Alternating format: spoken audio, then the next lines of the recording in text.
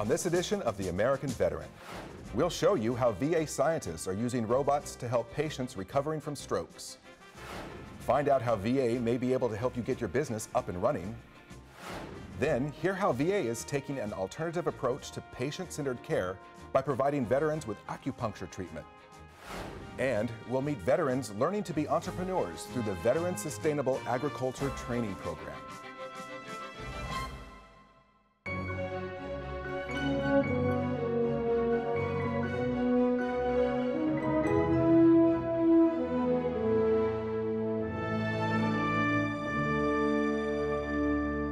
Welcome to The American Veteran. I'm Jonathan Kopanger, a Navy veteran. Joining me is our active duty host, MC1 Jen Blake. Welcome, Jen. It's a pleasure to have you with us today, and thank you for your service. Thank you, Jonathan. It's a pleasure to be here, and thank you for your service as well.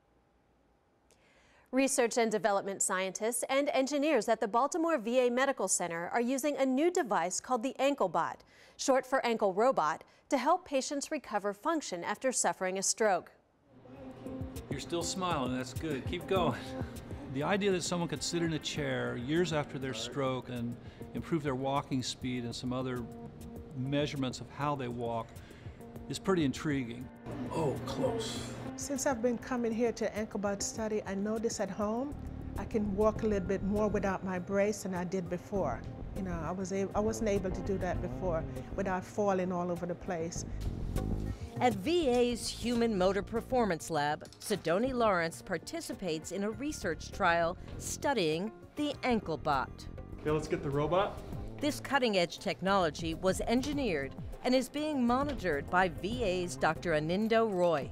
We have been using the ankle robot, which is a very novel robotic exoskeleton designed to help recover function at a paralyzed ankle due to a stroke or some other neurologic injury.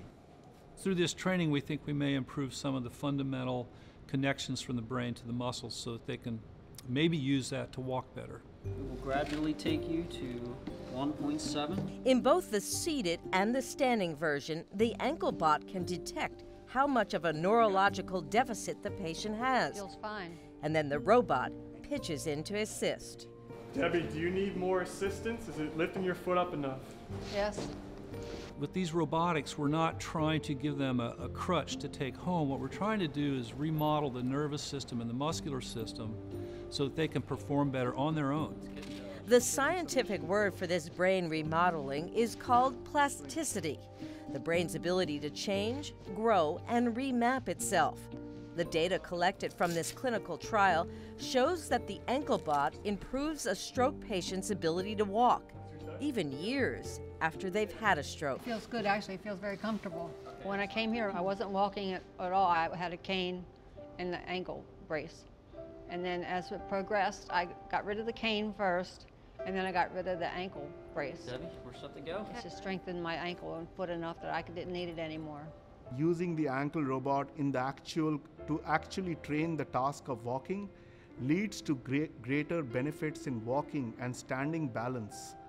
The research agenda within the Veterans Affairs Administration is quite extensive, and there's a big focus on getting veterans involved with research. I would encourage all veterans to look into the research opportunities that may be available to them. That's what I'm talking about. To see patients improve their quality of life in terms of mobility for good in a permanent sense, where they get rid of their crutches.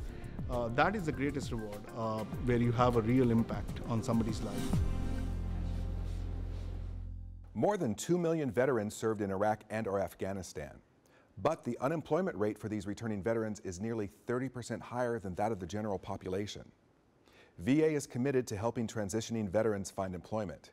If you are interested in starting a business, VA may be able to help you get up and running.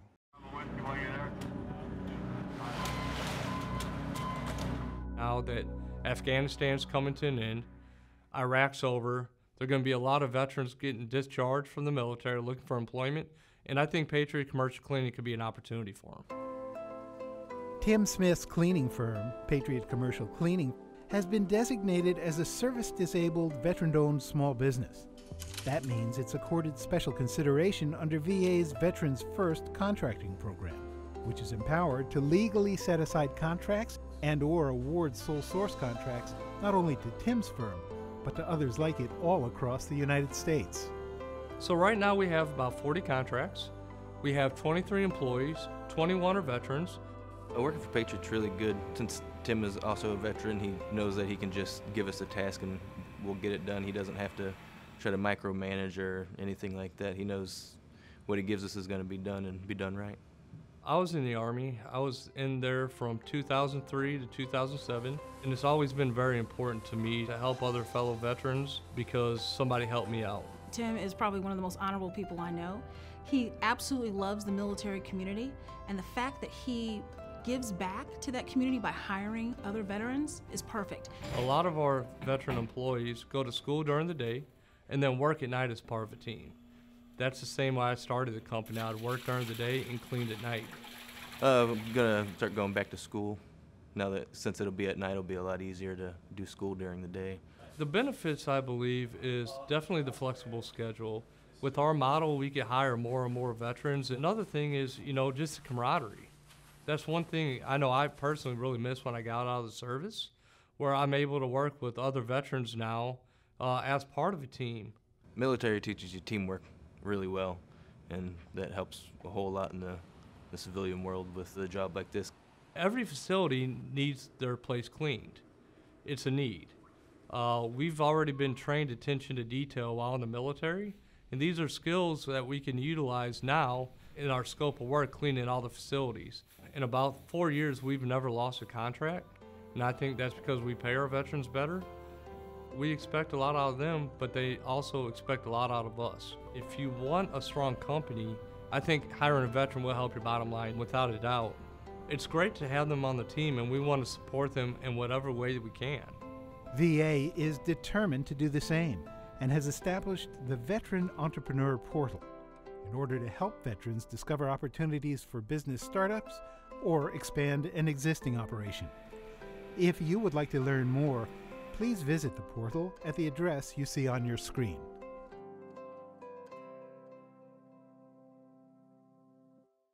In its ongoing quest to provide patients with evidence-based, patient-centered care, VA has enhanced its use of integrative therapies like yoga, meditation, and even acupuncture. Today, about 9 out of 10 VA medical centers offer this modality of treatment.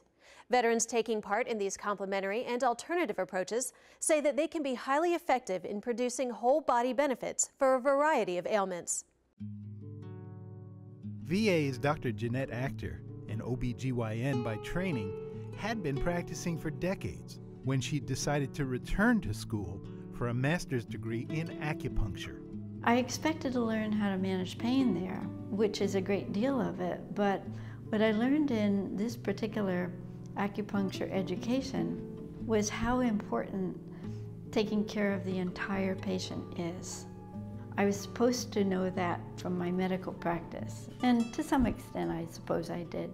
But I wish I had learned in medical school what I learned in acupuncture school. I want to welcome everybody. This group session at the VA Medical Center in Washington, D.C., for example, is not only voluntary, it's also full to capacity. We have a lot of guys, and sometimes some females too, that come regularly, and you form like a little bond. So it makes it that much better as far as the treatment. Are you ready, sir? Army veteran Sonny Pate tries to attend every session. His initial motivation was to find relief for insomnia. And darn if it didn't work, I went right back to sleep. When I leave here, I'm very relaxed. If I could carry that, bottle it, and this carry it with me all the time, it would be great. But of course, that's not possible. So we learn techniques that when you are not here, it helps you. Practitioners say it's a more holistic approach to patient care, one in which a person's mind and spirit are treated along with the body as an integrated whole. Amanda Hull is Program Director for Integrative Health and Wellness at the DC VA Medical Center. Acupuncture has been one of our most desired services here in our program. The preliminary research and the preliminary anecdotal case studies are very, very promising at this point. We live in a time, and thankfully the VA is a place where people can have the best of Western medicine alongside some pretty good Eastern medicine, and patients benefit when we integrate both approaches. That's the essence of integrative medicine. Eastern medicine's integrative character is often symbolized by the taigitu, a form representing the interconnectedness of all forms of energy, as expressed through the ancient Chinese concepts of yin and yang. And the yin is that portion of life which is nourishing, which promotes growth. The yang is that part of doing, being all that you can be. In a nutshell, it's all about balance. So the whole idea of acupuncture really is to try to help reestablish that balance, not only through the positioning of particular needles, but by helping the patient with talking. You're here every week for the ear group. It works, every day. You know, so it works for me. Acupuncturist Elaine Duncan has studied the effects of this form of treatment on veterans suffering from post-traumatic stress. And that put me in a position where the leadership here at the DC VA was willing to take a risk and credential a licensed acupuncturist, which was an innovative and brave thing for them to do back in 2007 when I started here. Individual treatment sessions are customized to address specific complaints. In the group sessions, only the ear is used. The ear is a very interesting organ in Chinese medicine. It actually, if you look at it, it looks a little bit like an inverted fetus, right?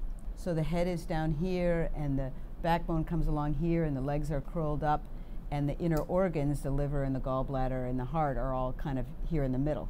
And because the ear is so proximal to the brain, there are a lot of points that are all about regulating brain health, regulating the brain stem in particular, where those primal responses, fight, flight, freeze, that get activated in trauma, are accessible.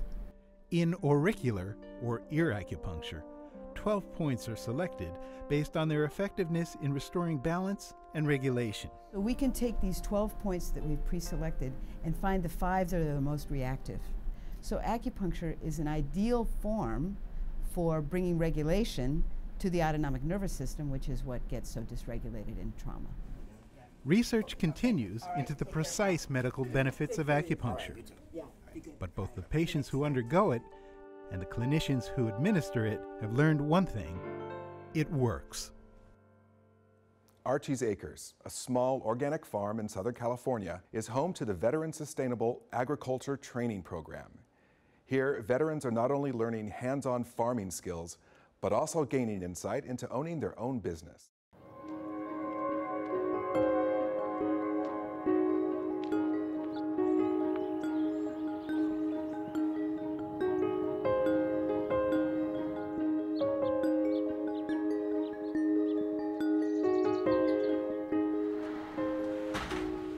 When Colin returned from his 3rd deployment, for me, I was really excited. He was home and he was in one piece, and I felt really lucky. As you see, we keep the roots on. And what I realized that being in combat, Colin is used to a lot of adrenaline. He was used to charging forward at all times. We throw it in our Archie's Acres sleeve. As a spouse, you really recognize that, somebody can get bored really fast. And I would tell you that being an entrepreneur, you're never bored. Put it in cases, and then we take it to the store. Most people don't think as vets and service members as entrepreneurs. Our opinion is that with their leadership skills and work ethic and their ability or their willingness to take risk makes them uniquely poised to become entrepreneurs. The lifestyle, being able to work for yourself, being able to create jobs and continue to lead, to take risk, and to continue to serve your community and your country.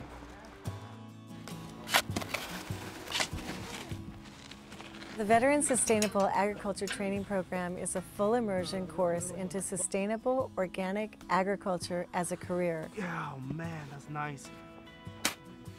That's how you know it's good soil right there, huh? We go from seed to market, but we also teach how to build a business plan. I was immediately interested. I think the lifestyle fit me, being outside, working hands-on. When you're with other veterans and service members, there's a sense of community in the program, and for whatever reason, it seems like it's easier to be around people who have shared similar experiences, whether it's with war or just the military in general. it creates a very good environment to be in. And the economics is a critical part of our program. We have an economics class that carries over about 12 hours of the training, and that's where the profitability aspect ties in. If you don't know how to run a business, you're going to fail as a farm. Your net profit for your first year will be $201,000. We actually have people that come in and teach about niche marketing and being able to identify the right crop, and then before you buy seeds, where it's going to be sold. Okay, what was the size of your greenhouse? Goes from soil science, plant science, irrigation, all that stuff, but then it also teaches you how to be a business owner. We get help with the financial aspect, with marketing, with figuring out how we're going to brand ourselves, where we're going to sell our crops, what we're going to grow. Labor for erecting a complete greenhouse. That's not bad, because then we still have enough money left over. They give you every piece of knowledge that you need to go from starting your farm to running your farm. You have a thirst that never quenches when it comes to researching your new career field of being a farmer. There was people from every branch that were in there, you know, so it wasn't just me and the Army guy, you know, the Marines, there was Air Force and Navy, so it's really cool. This theme is sustainable agriculture, and you don't want to waste water, especially in this day and age. Hydroponics is a way of growing food without the soil itself. You have a complete closed-loop system where you constantly recycle water. It's 10 times easier than actually, you know, tilling soil, removing the plant, you know, doing all the other kind of stuff that you naturally would do with soil. And that's something that I'd love for veterans to be able to do, because it's not a back-breaking, sun-up to sun-down style of farming. With a small lot of land, using the right crop production systems, you can be profitable. So you don't need to go out and dump a ton of money in land, which young, 25-year-old leaving the military isn't going to have access to that type of capital anyway. It's a big deal to have this type of training program with veterans learning this type of stuff and then going back to their communities and their families and sharing that information and becoming part of society. 2, 3. Come on, Amy. So it's not such a big reach. You got it? They can actually start a farm, build a greenhouse, and be sustainable for that family, but then start feeding their communities. Perfect. Archie's Acres, they give the option. You know, they open up doors and opportunity, whether agriculture or just getting entrepreneurship, you know, running a business. I know that this is what I want to do, and I know this is how I want to spend my time and how I want to provide for my family. In 2007, Congress enacted legislation that allowed VA to fund limited programming to support caregivers of veterans. From these pilot projects, it became clear that supporting caregivers actually helps veterans as well. So from that came a much larger piece of legislation, which has allowed VA to provide unprecedented benefits directly to these caregivers.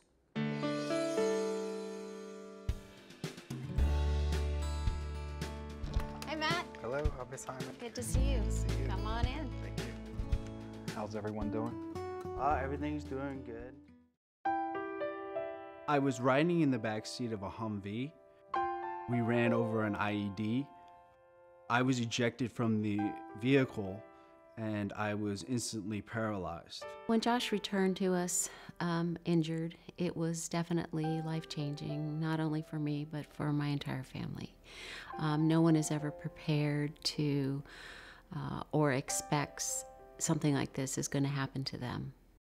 The Elizabeth Dole Foundation funded the RAND Corporation to do a large study on military caregivers, and its findings are impressive. They estimate 5.5 million caregivers of veterans, and 1.1 million of those are taking care of post-9/11 veterans. It's so important for VA to develop programming and provide supports and services to caregivers of veterans. For the specific family caregiver program, the initial eligibility is that you have to have been released on or after September 11th, 2001, and have a service-connected related injury or illness that happened in the line of duty. And after that, we have to determine if you're clinically eligible. And what we're looking for is the kinds of needs the veteran has in the home. Ms. Hyman, how are things going with you? How's your stress level been?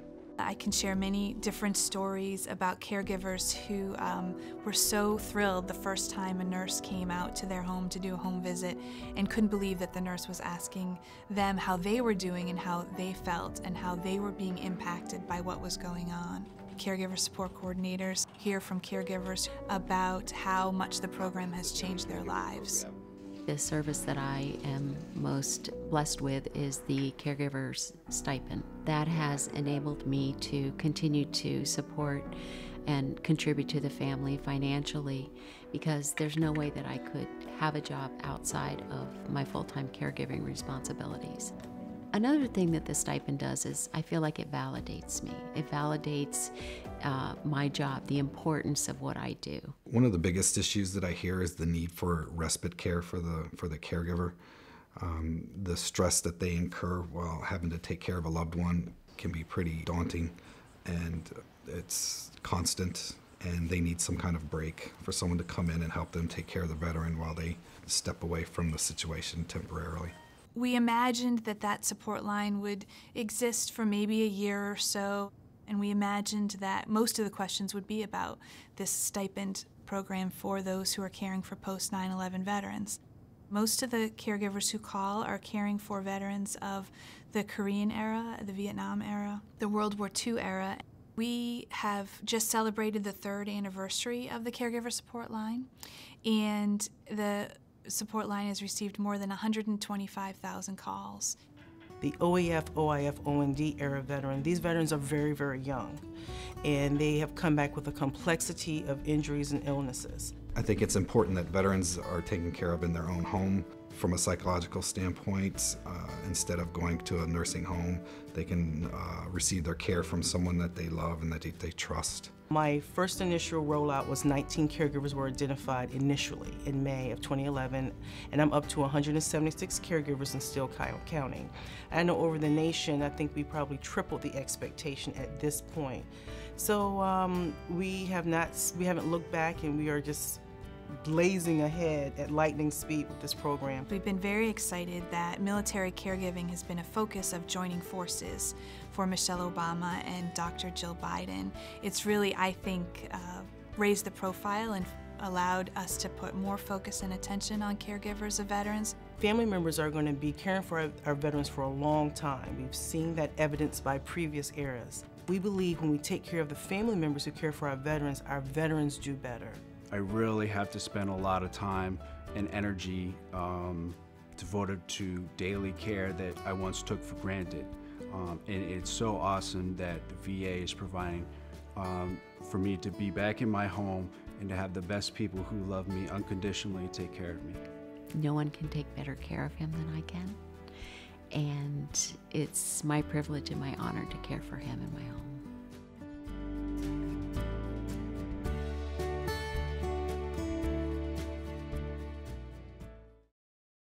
If you'd like to get in touch with us or obtain more information about benefits and services, call us at 1-800-827-1000 or visit our website, va.gov. And if you're a veteran who's troubled in some way, please call the Veterans Crisis Line at 1-800-273-TALK. That's 1-800-273-8255. And that concludes this edition of The American Veteran. The Department of Veterans Affairs is honored to bring you this program.